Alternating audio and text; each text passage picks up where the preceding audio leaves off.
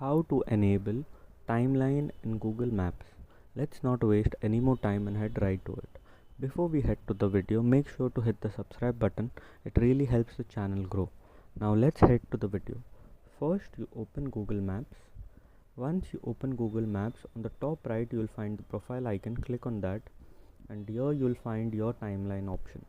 You click on that and it will load, and once it loads you have to click next. You have to choose keep until you delete it or auto delete after 18 months, whatever you choose according to your privacy. You have to click on that and you have to click save and continue. Once you click on that, the timeline is enabled, and then wherever you visit, like a new place, if you visit, you can edit it, you can write it, all your memories, you can store it on your timeline, and you can add notes on it. This is how you enable timeline in Google Maps. If this video helped, make sure to leave a like and don't forget to subscribe. Thanks for watching.